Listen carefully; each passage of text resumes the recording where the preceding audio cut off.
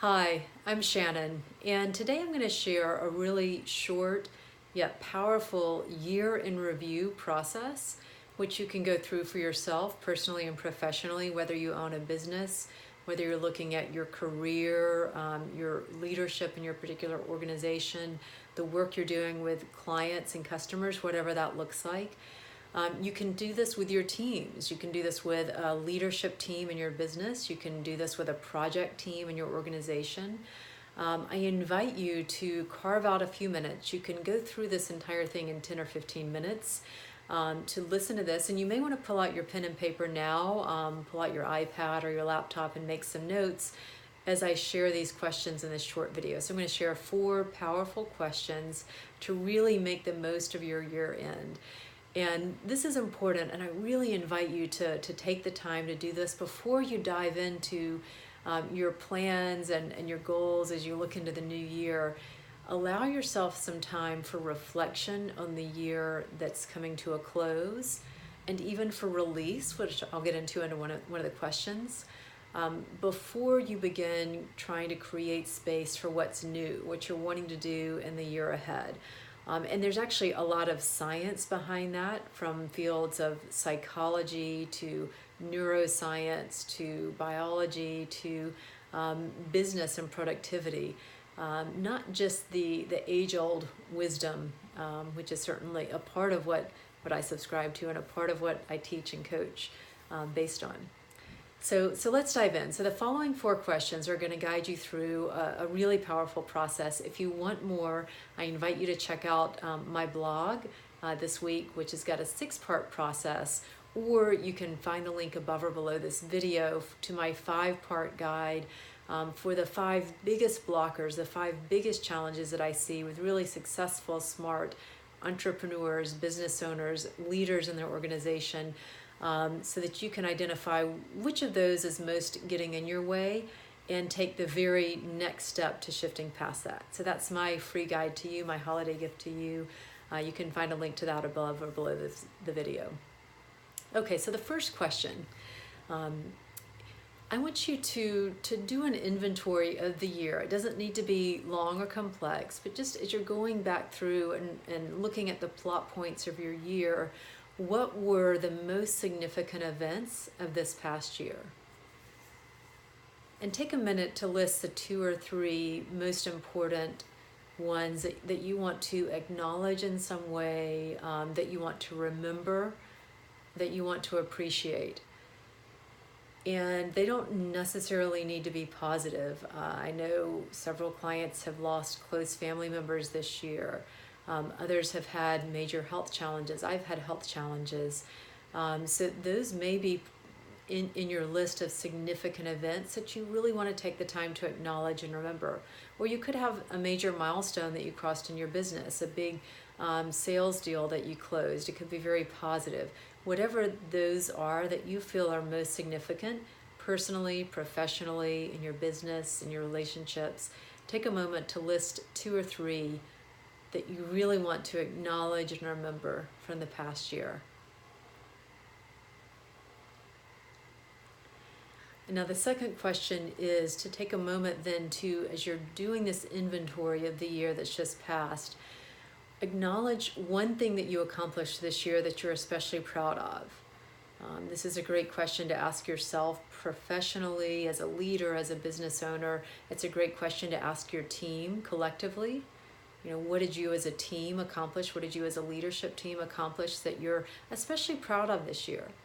And it's not always the big things, right? Sometimes it's something that maybe in scale is slightly smaller, but it's something that was a challenge or a shift or overcoming a mindset block, for instance, and you feel especially good about that. So whatever that is, take a moment to acknowledge yourself for something that you accomplished that you feel really good about.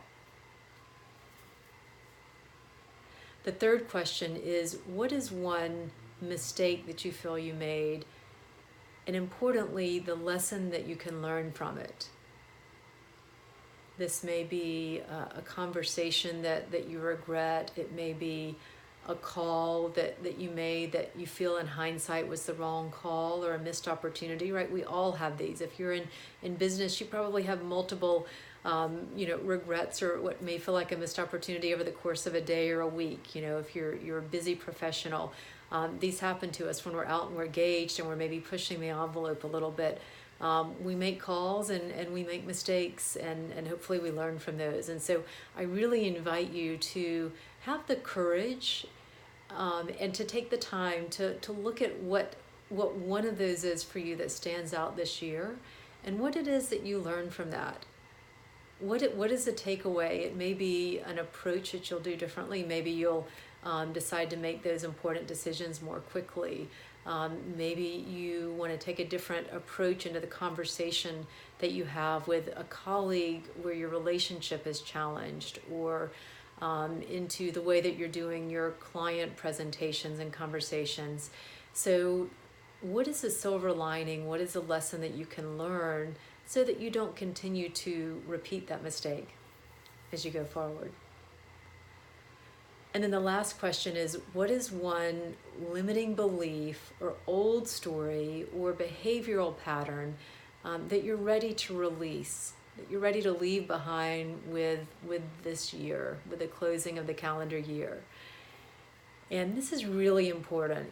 There's actually a lot of research behind the idea of releasing the old in order to make room for the new.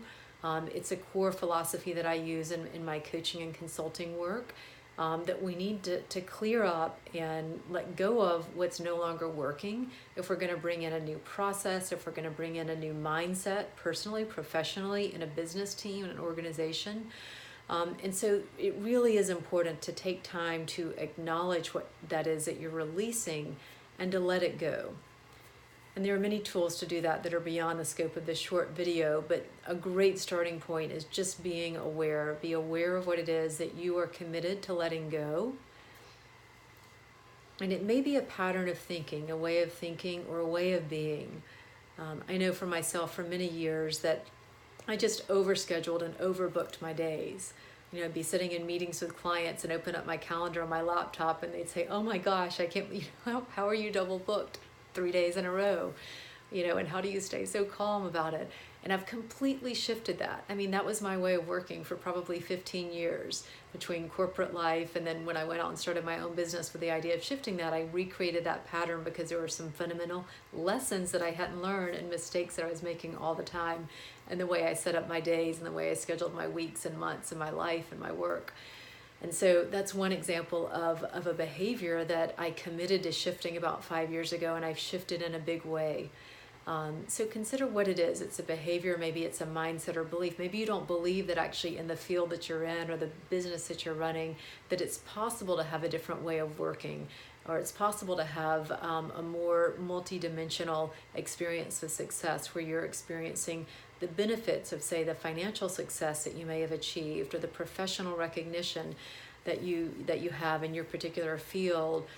What about taking care of your own health and well-being, or cultivating connected and quality relationships with people that you really like and care about?